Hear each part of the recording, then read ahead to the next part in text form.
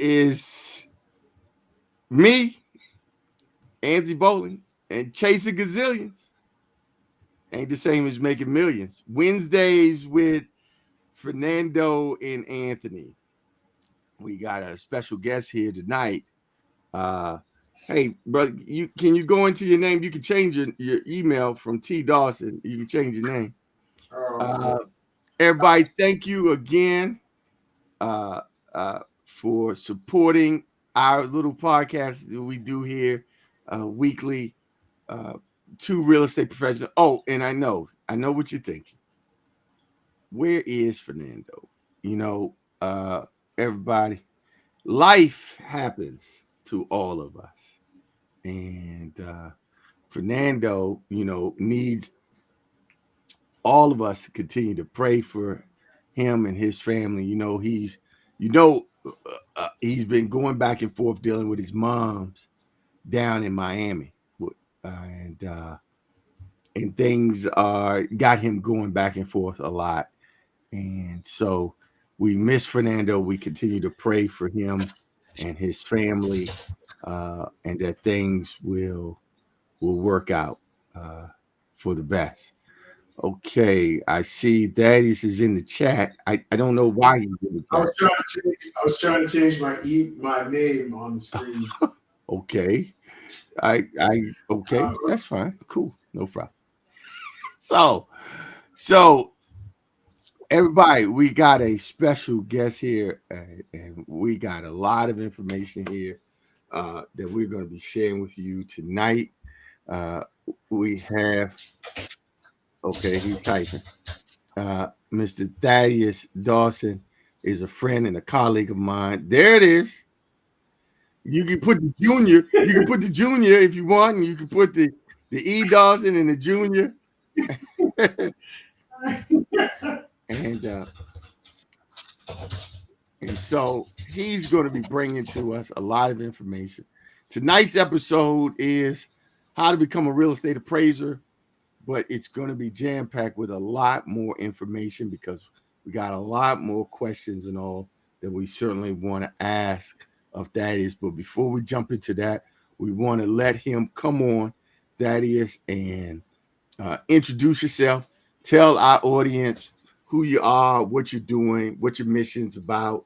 They got the website information that's out there that's been on social media, but tell us all, you know, why you're here and what we do. well, thanks for having me first and foremost. My apologies for being late. My name is Okay, well, Thaddeus first of all, you don't Dawson. have to apologize for being late because nobody knew you was late until you said it. So I've already told you in the Oh, past, you got to stop doing that. Just keep going, brother. okay. Keep going. Keep on going. Yes. Okay. Um, anyway, my name is Thaddeus Dawson. I'm a certified general real estate appraiser. I have been appraising since Moby Dick was a minnow, 1987. Um, I do a lot of work in discrimination, equity, and inclusion space. There is a large disparity in property values between people of color and white folks, and that is according to the Brookings Institute of about 23%, which comes to around $168 billion of lost equity for people of color for not getting fair and equitable objective appraisals. So we started a movement 6 months, well, not even 6 months ago, in June of this past year. We launched at the Urban League Super Saturday in Atlanta, and I've started an organization called 10,000 Black Appraisers Incorporated and the 10,000 Minority Appraisers Foundation. What our goal or our aim is, we had two goals. We had a short-term solution in the discrimination disparity and a long-term solution. Our short-term solution was Black folks appraising properties for Black folks. And then our long-term solution was training the next generation of minority appraisers.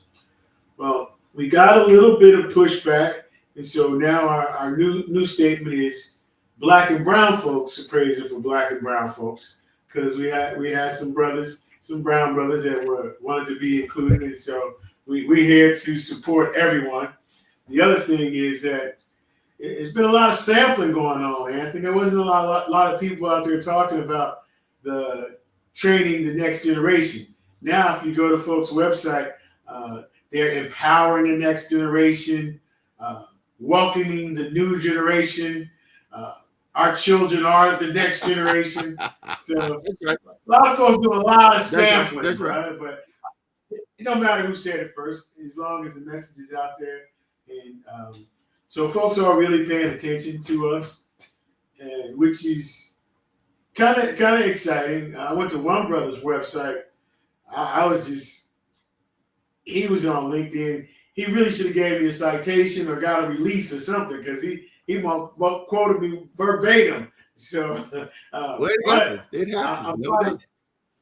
It happens. I'm finding it all flattering, and it shows that folks are paying attention, and we have really made a lot of progress. So, like I said, we launched in June of this year at the Urban League in Atlanta, a 10,000 Black Appraisers T-shirt at the function, and so a couple weeks later, we were here in DC at the Appraisal Foundation meeting, and I wore my 10,000 Black Appraisers T-shirt again, and I was told that I wouldn't be invited back because I was unprofessional. I made people feel uncomfortable. Yeah, well, we tonight is your show, Thaddeus, and this is your opportunity to talk to our audience on Facebook, LinkedIn, YouTube, across social media about all of the positive things you're doing, the work you and your organization are planning to do.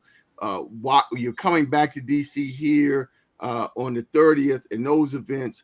And so it's really not an opportunity to talk about naysayers and people who are against you. Oh, it's always somebody against you. So absolutely. I was just setting that up to say that the irony of it was that I was in Utah a month ago, and we were invited back to the Appraisal Foundation.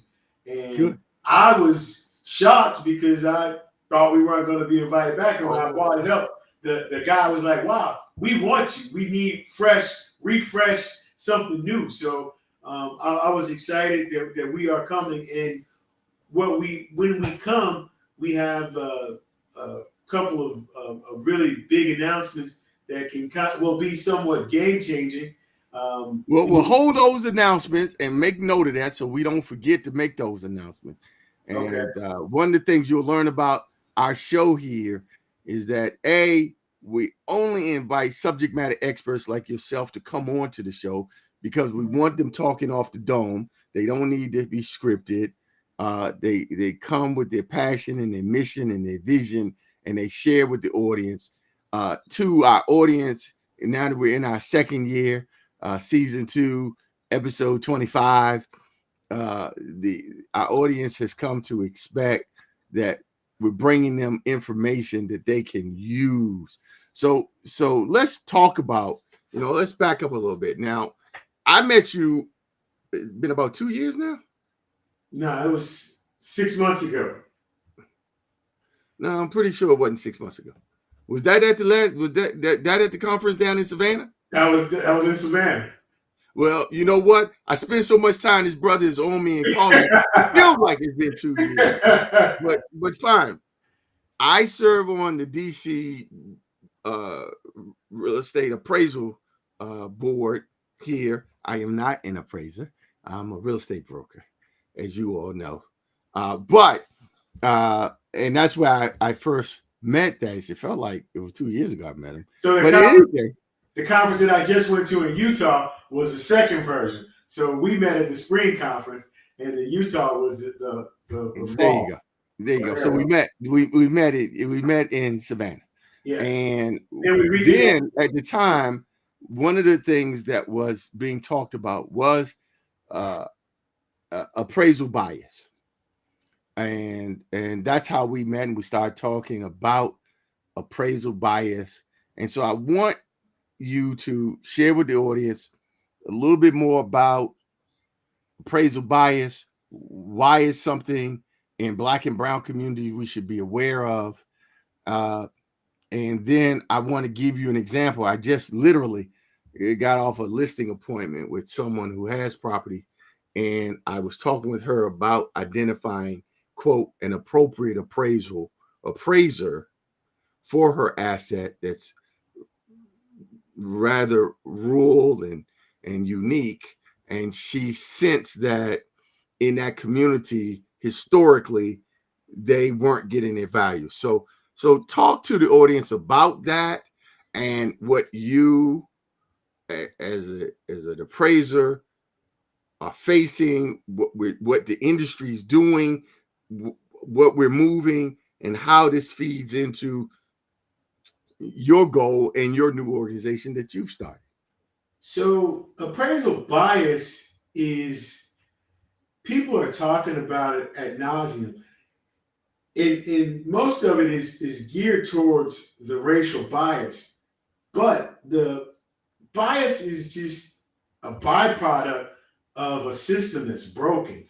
The appraisal methodology itself is dated and antiquated. The model hasn't changed in 50 years. And when it was started, it was subjective in nature. The problem is it's still subjective in nature. If I could give you a little bit of a parallel, right now, to me, the industry, have you ever seen the movie Moneyball? So that's the one about the baseball team. That's the one about the baseball team in Oakland. Sure. When they first started using analytics. They were the first team to use analytics. So at the time, everybody said it wouldn't work. All the scouts were saying, oh, you got to have a thing, you got to have a feel. But what they did was they looked at the percentages and the numbers and the batting averages, and they just crunched the numbers. And was now everybody uses analytics. So right now, the appraisal industry has the ability to utilize analytics because the computers have broken up the data and they move so fast and they have capacity to isolate everything. So what Freddie and Fannie just released was the UAD set within the last month. And what that is all the data collected over the last 5 years that went into a data dump. And now they can pull up just about every statistic from every zip code in the country. So instead of it being so subjective, it can be more analytical.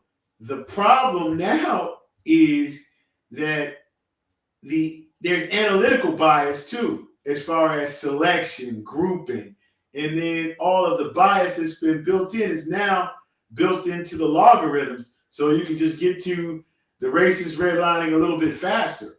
So it's just the problem is systemic first and foremost, and then you add incompetence on top of a system that's already antiquated. Therefore, you get the overblown divide. So there are opportunities to combat it based on what we have to work with at this point. And what we tend to do is help to be able to articulate the argument and try to make it more objective. So there's no such thing as a perfect appraisal. And a lot of times what I've seen is just really bad appraising. So what we're able to do is articulate the argument, ask for a reconsideration of value if the appraisal is subject. But most of these big cases come from people just flat out ignoring the reconsideration of value. So it's really not the crime, but it becomes the cover-up. So then people should not have to whitewash their homes in order to get a fair and objective appraisal. So typically what you see is that I've seen it masked in condition ratings, whereas the UAD has a particular set of rules governing the condition of the property. So if it's a brand new property, it should be a C1 rating. If it's a pretty good property, it should be a C2 rating. That would be an effective age between 2 and 10 years old. C3, 10 and 20 years old, etc. And that becomes average. What I've seen happen in people of color is they say the house is a C, maybe it's been updated in the last 10 years. Well, that would warrant a C2. but then they downgrade it and give it a C3, or they compare it to inferior condition rated properties and then don't make the necessary adjustments, compounding the original adjustment and error. So again, we get back to the subjective nature of appraising, even to the point of the subjectivity in the comparable sales selection. So, well, on that point, now I've been out here as a real estate professional for some time, and I make no secret that before I joined the board, I had a mostly hate relationship with appraisers. I've always thought of appraisers as being along the same lines as architects and jazz players, right? They just start strumming their own thing, listening to their own rhythm, and voila, here's the number that always historically for me made no sense and had no relationship to the properties that I was representing.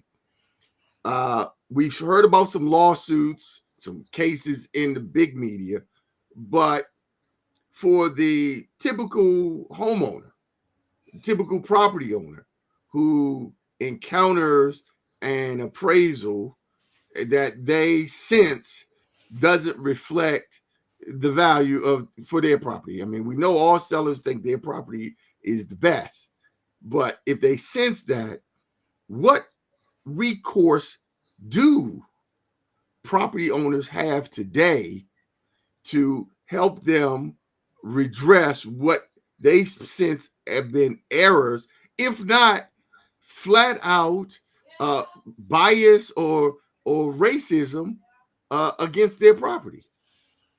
well, you can ask for a reconsideration of value, depending. Most lenders nowadays, the VA really kind of pioneered that process with the Tidewater, which is up there by you in Virginia, where they experimented with it and it just sort of kept the name. So what tends to happen on a purchase is if the appraiser sees that the appraisal is coming in less than the sales price, he gives the realtor, the lender, an opportunity to add additional comparable sales, provide additional comparable sales. Now, some people say that's a USPAP violation because you're given a predetermined value, but I believe it's a way to help mitigate some of the injustice that's going on in the valuation space, because most appraisers are at a disadvantage working from historical data. And just recently, the markets move so fast that it's hard to keep up with. So most people don't spend a lot of time doing a good and thorough market analysis. And what's even more important today is that you're able to measure the velocity of the market. So when you're talking about the velocity of the market, you're talking about the rate of change and the speed at which it's changing. So that's two different factors, and you should be able to isolate it. And by the appraisal model being broken, what typically happens is you're giving a historical value at a particular point in time. And so it's static and it's only good for that particular point.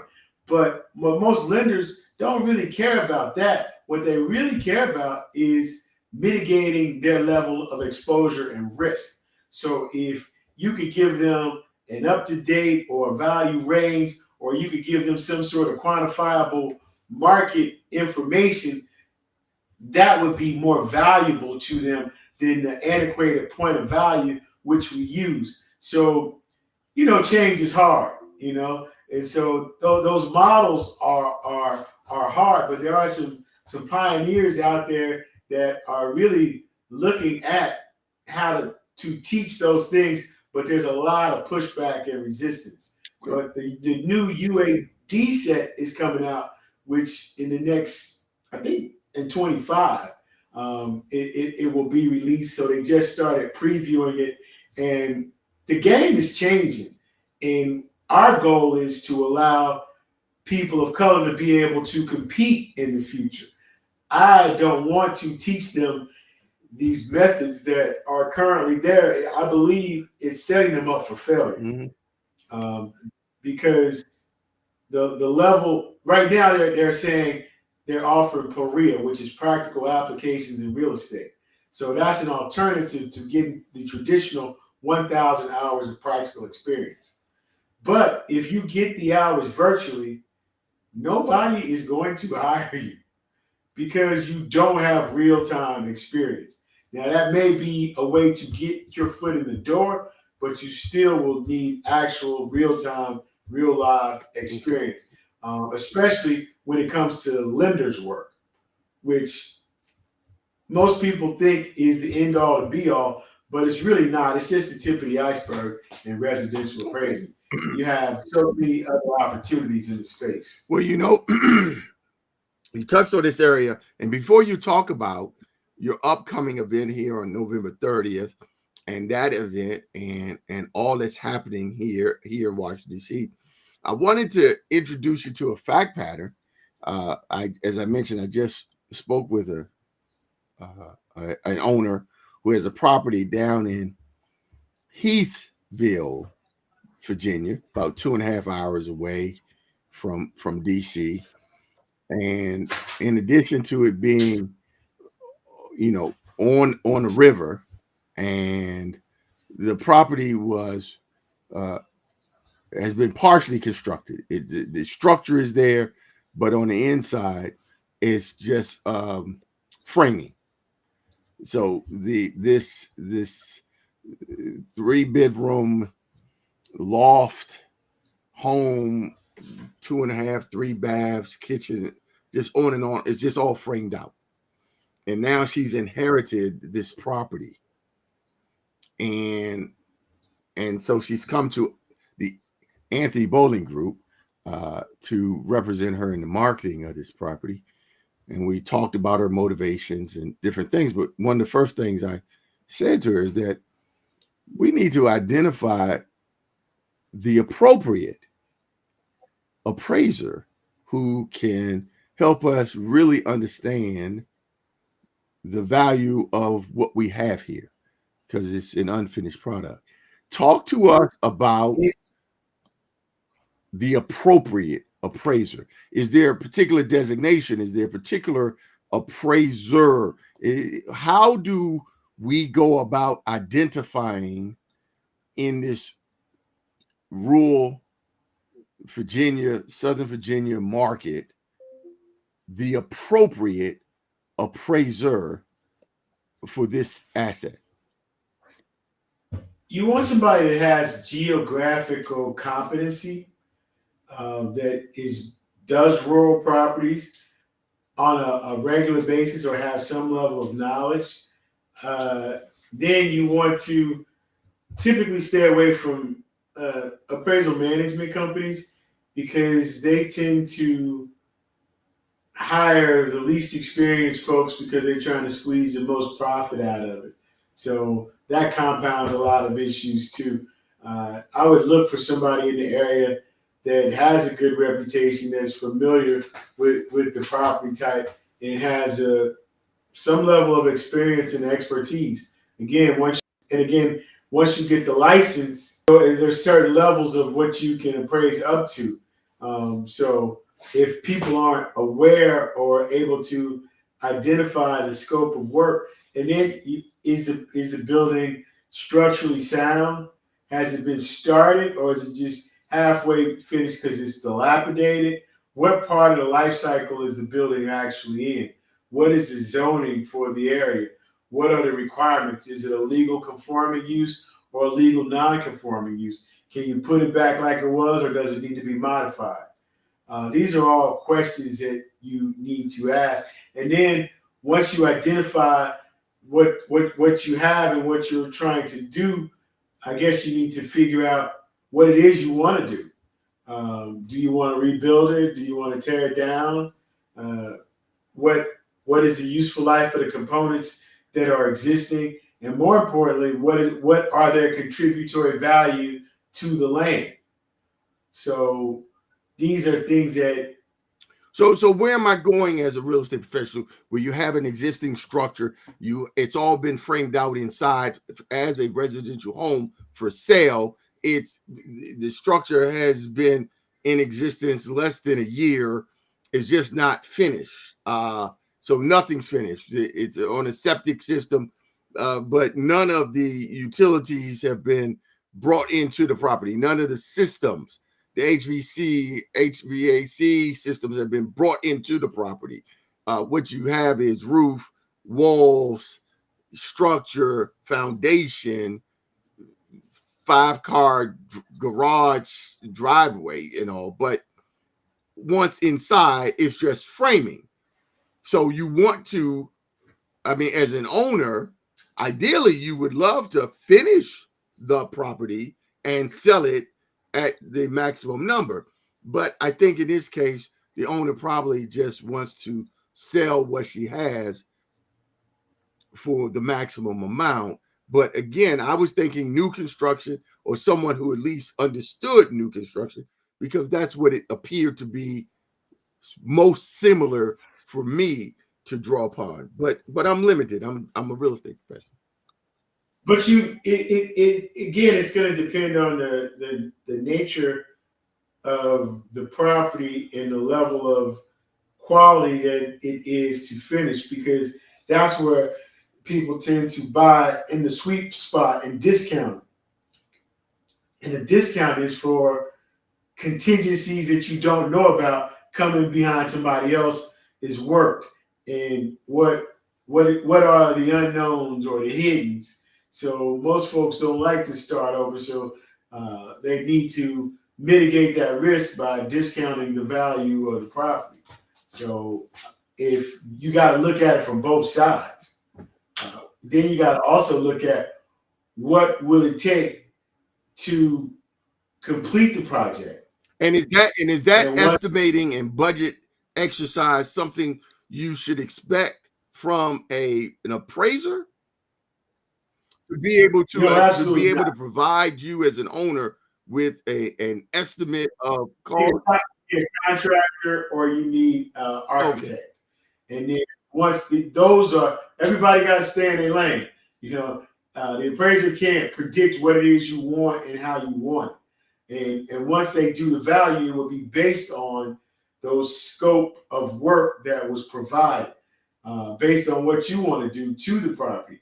And then he can make an extraordinary assumption, assuming that the property is completed to that level of specification, what the value would be. And so now you got to figure out, well, how much does that cost to get to that point? And so then you kind of back into that number for the existing property.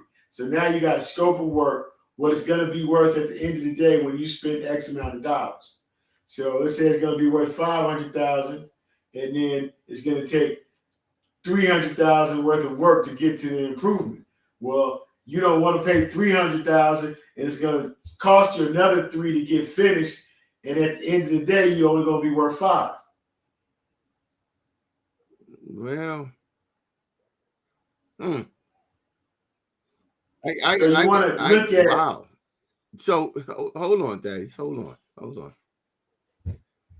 Are you saying that the appraiser cannot tell me what the value of this property is as in its current as-is value unless I provide him with a scope of work as to what it is I hope or might want to do to it? No, the appraiser can provide you with a value. Okay, there you go. What you asked me was, can the appraiser tell you the level of work that needs to be done? You asked. Okay, I misspoke. Okay. I'm not looking for him to tell me the level of work. Yeah, absolutely. He can appraise it, but know that again, we back to the subjective nature of cost to cure. So you got to figure out what that cost is if you're buying it. If you're buying it, what's your thought process in buying it? Oh, the same one you described. I'm buying it for X. I got to put Y into it, and then if I'm selling it, can I sell it for that? So in that number, what I can sell it for is what I'm looking for as a real estate professional for the appraiser to tell me now. I can look at, as you stated, I can look at historical sales in the area, but those are for completed properties, that are up and operating and people are living in and enjoying them. And if those are $1 million homes, that's great. But my home is not finished. My property is not finished. So certainly it's something less than. You got to look at the cost of cure. Yes. And you got to look at the cost of cure. But again, I didn't think of that. But you're saying I should be perhaps not first talking to an appraiser, but rather to a contractor about what it would take to take this to 100% finished. Yeah, because nobody's buying a half-done house to leave it half-done. Yes, but that cost to cure, as you suggested, was something until now that I felt would be a burden and responsibility of a buyer for you to evaluate, because different buyers, investors, developers, homeowners are going to be buying and preparing to bring this property to different levels of finish, because they all each have different objectives. So, and each one of those I'm going to be facing. I'm going to be facing an investor who says I can sell it for this. I'm going to spend Y, so I can only give you Z. A homeowner still has to have it finished, but might be willing to pay more because they intend to live there and it's an investment in the property long term for them. So I'm going to be facing all those people as I try to sell this asset. I'm hoping to secure the services of the appropriate appraiser to help me establish what my baseline number should be for what I have, not for what it could be, because that's getting into the future of what it could be. I can't.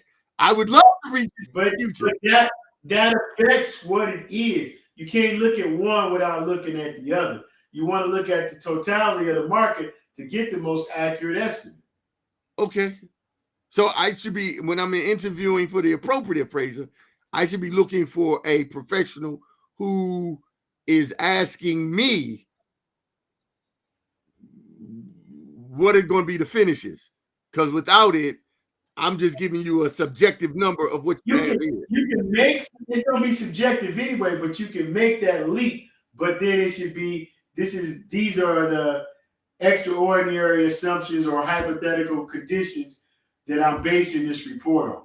Or it's, I'm doing this as is, and if the land value is more than the contributory value of the improvements, then the property is still somewhere within its useful life cycle. Okay. It's when the land value exceeds the current improvement value that danger is like, well, you need to tear it down and start all over. But then you also got to look, again, we talked about, you know what? The velocity. Maybe what I should be doing is telling this owner they should be hiring you as a consultant to help us determine who is an appropriate appraiser and whether or not we in fact need. Absolutely, we can definitely help you with that. You know, be more than happy to help you with that. Hey man, you're going to be coming up here November 30th. You're coming back to our city. Well, not to Washington, D.C. You'll be over in Crystal City, which is in Virginia. For Washingtonians, we make that distinction. Okay. That's not Washington, D.C. I thought it was all the DMV. No. DMV is a thing created by transient persons who come to this area who are not Washingtonians. Washingtonians are from D.C. All the rest of everybody else is like, oh, we the DMV. Okay, no. I'm not from DMV. I am not from DMV. I'm from DC. I remember you making that distinction. There you go, bro. Yes. Because Washingtonians make this distinction because we are here on this plantation that is controlled by Congress. But that's for another story, another day in the election cycle. But hey, so you're going to be over in Virginia. Tell us why. Yeah. Tell us who should be there, why they should be there. Talk to us. If you're interested in real estate appraising at all, or have any interest in the valuation process being fair and equitable, or opportunities in real estate. I talked about residential real estate being just the tip of the iceberg and trying to train the next generation. So what everybody is doing now in the equity and inclusion space, which I find rather disgusting, is chasing the equity and inclusion dollars, talking about bias with no real, true, effective solutions or plans on how to get there. There's no intentionality given towards us to increase our numbers in the space. It's let's just throw stuff against the wall and see what sticks. And so it's somewhat of the herd mentality. What we are doing is creating jobs and opportunities in the space as far as workforce development and careers.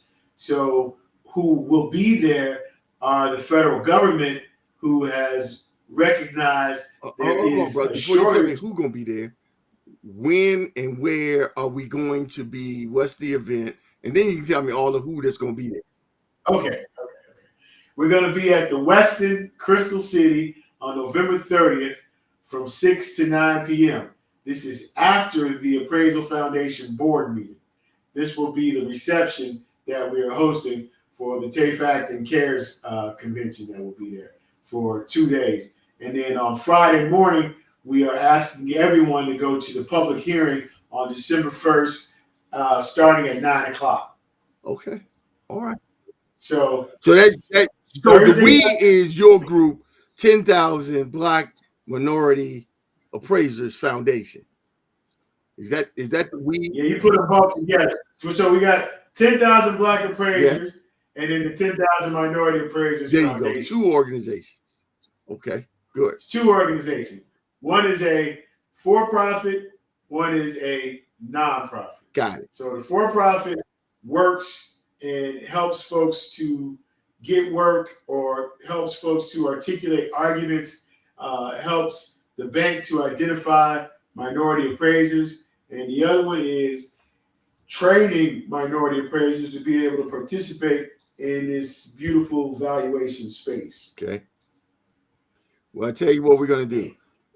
We're going to take a moment here. This is where,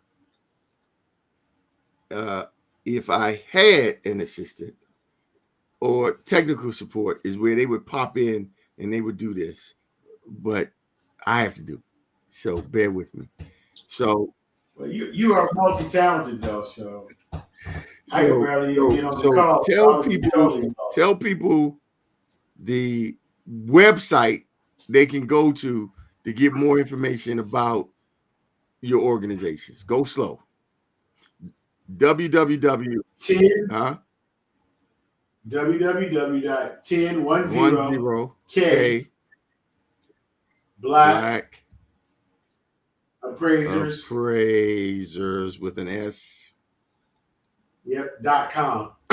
.com. Okay. And okay, that's the website. And what's the telephone number best to reach somebody? 678 933 1598. I think I just gave you my telephone number, but okay. Well, maybe you did. Is that the number you want people to call you on? Yeah, if you're trying to find me, find someone that can help them. They say, "Hey, I want to be an appraiser. Hey, I need help." I mean, is that the number you want out there? Because it's about to be out there in a moment. Let me go see what that number is. I should probably know that number.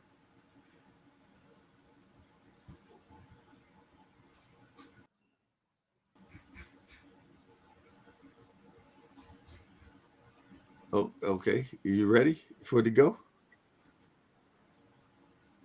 Yep. 470 725. What's that? That's the number. Oh, not the number you gave me. No, not the number. Oh, you want me to edit that number? Okay. You can leave that number. Leave the number there. I'll leave it like it is. It'll get to me anyway, so I'll take care of it. I want personal interaction. I want to talk to the Well, people. there it is. How's that? Did I spell it right? 10K. Yep, you did everything Yeah. right. You know you don't make no There you go. mistakes. There you go. All right, wonderful. So that's out there for everybody. If you want to get in touch, everyone, with Thaddeus Dawson, Thaddeus E. Dawson Jr., president of, is it 10,000 Black Appraisers Incorporated and the 10,000 Minority Appraisers you Foundation. can follow him on his website. There's his number. And once you get the website, you can get all the other social media and things of that nature. And as always, if you know how to run Restream and you'd like to give support to Chasing Gazillions, not the same as Making Millions,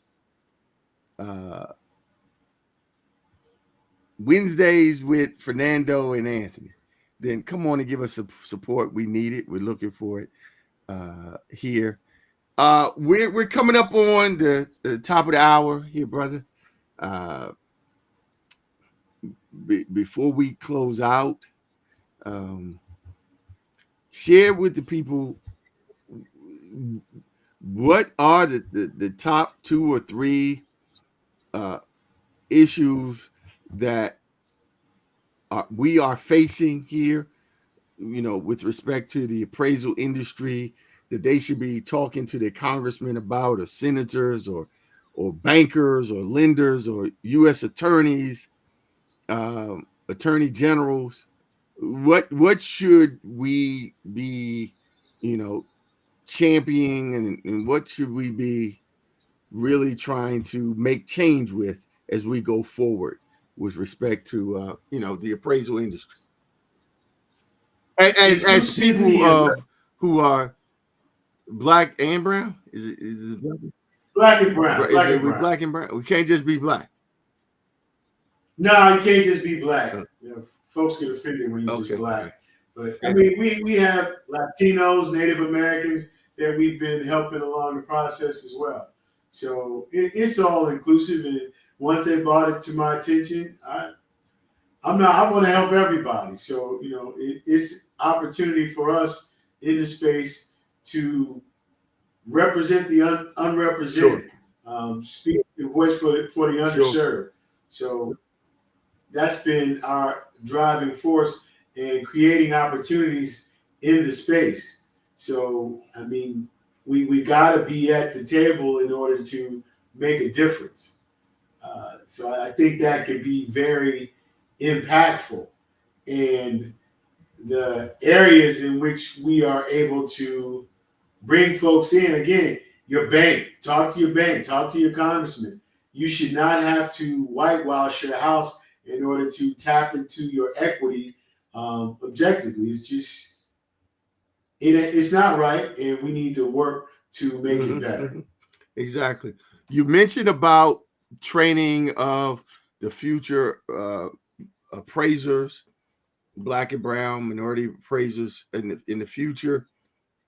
Talk to us here about your involvement in the school systems where you are, as well as here, the kind of programming that and connections you like to establish here in the DC market with either colleges or high school students here. What kind of programming, mentoring, workshops, and all? Do you want to establish a school here in DC? Do you want to just zoom in and just talk with some young kids about the opportunities in appraisal, in the appraisal industry?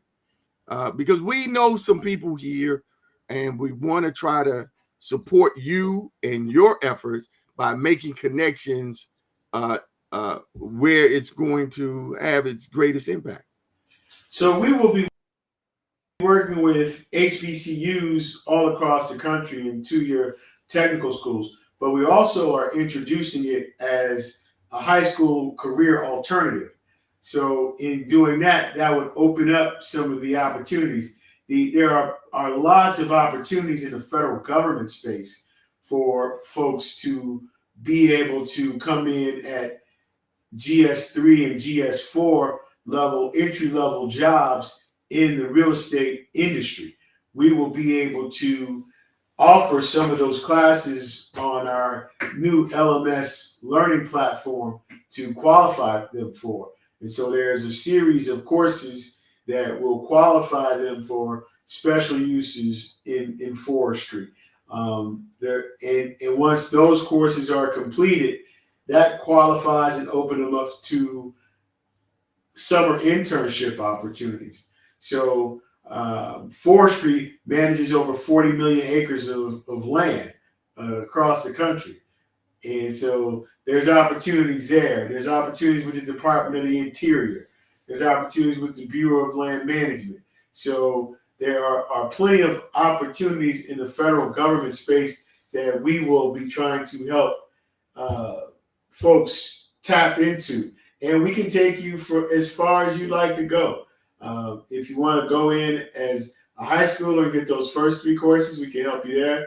If you want to go in a little bit further with land and valuation, we can help you there. If you want to go all the way to large commercial tracts, we can help you there as well. So my biggest goal is exposure, because I believe exposure leads to expansion. Mm-hmm. So just recently, one of my students that I introduced you to earlier this year, the young brother from Fayetteville State, he was reaching out to me, and his Cesar Chavez School in DC was going to Atlanta to visit Morehouse, Georgia State, and I believe Alabama A&M on a college tour. Mm-hmm.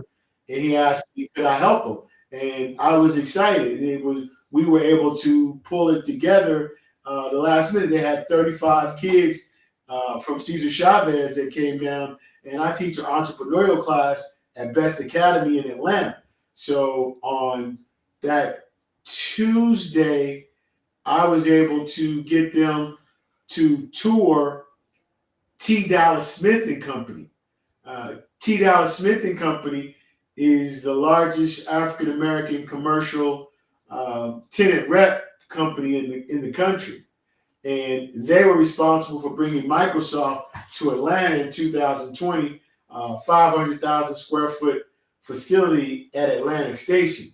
So that resulted in $16 million commission split between 5 brothers.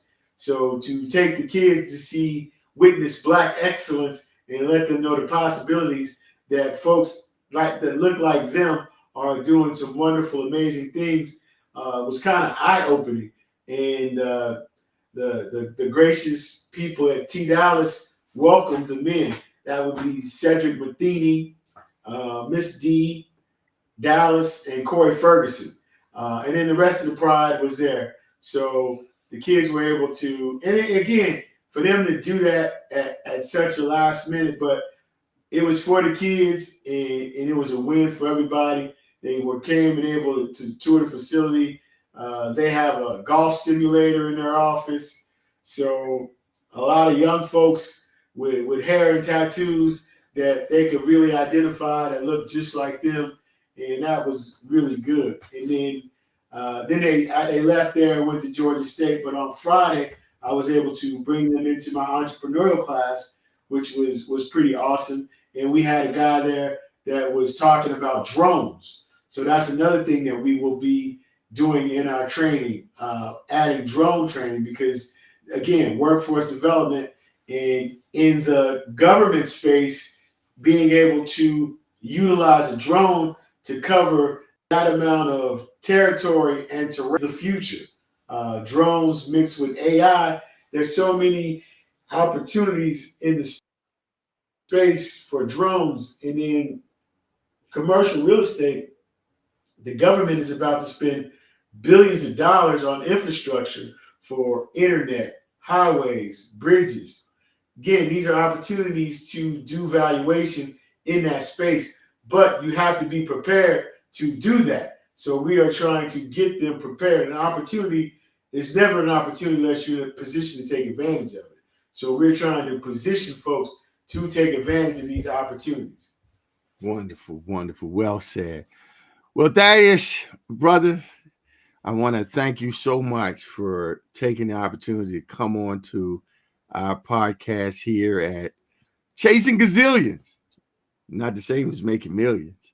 Wednesdays with Fernando and Anthony. Just two real estate professionals kicking the tires and trying to bring useful, important, and relevant information to our audience from around the globe. And we appreciate that you took the time to come out today to share this important information about the appraisal industry, the opportunities for persons to get into the appraisal industry, as well as the challenges that we are facing in our residential and commercial property evaluations and solutions on how to combat it. We want to thank you so much for spending this time with us. We still got your name and numbers up. If you want to reach Thaddeus, there's his website right there, www.10kBlackAppraisers.com. www.10kBlackAppraisers.com. His number is 678-933-1598. Did we misspell it? No, I think you're Okay. good. You look like you froze up. You look like you got. No, you don't want to count on me for spell check at all. But I think I can handle that piece of it. And I just wanted to thank you. Like you said, it's been 2 years. I feel like it's been a lifetime since we met, and you just embraced me, always giving me good, positive advice, being a big brother and a soundboard as I have been on this journey with lots of sleepless nights. So you always giving me good feedback, and I'm very thankful and grateful to have you and count you as a friend. Well, it's my pleasure, brother. Hey, man, happy Thanksgiving to you and your family and all. I hope you all going to have something nice and healthy, or at least nice if it's not healthy. Oh yeah, we're riding over to have some dinner with some friends in Alabama. Then we're going to see Alabama State and Tuskegee. So they bought the Turkey Day Classic back. They played each other for 100 years straight, and then ESPN came in with some money. They started fighting over the money, and so they kind of suspended it for 5 years. And now they got back to the people. Everybody wanted it back, so they figured it out. And now Okay, but did we get ESPN back in here for some money though?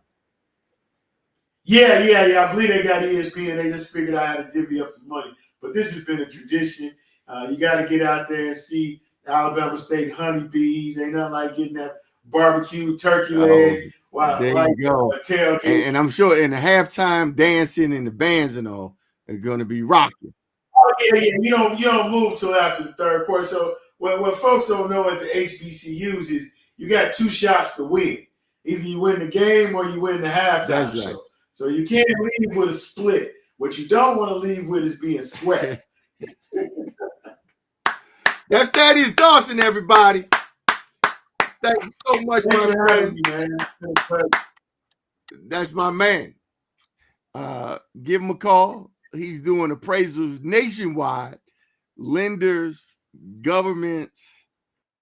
He is available. He is doing big things here in this appraisal space. Hey, Thaddeus, all the best, good brother. I'll talk to you soon. I'll see you at your event on the 30th. Looking forward to it. All right. All the best. All right, everybody. Let me see. I can never figure out how to turn this thing off.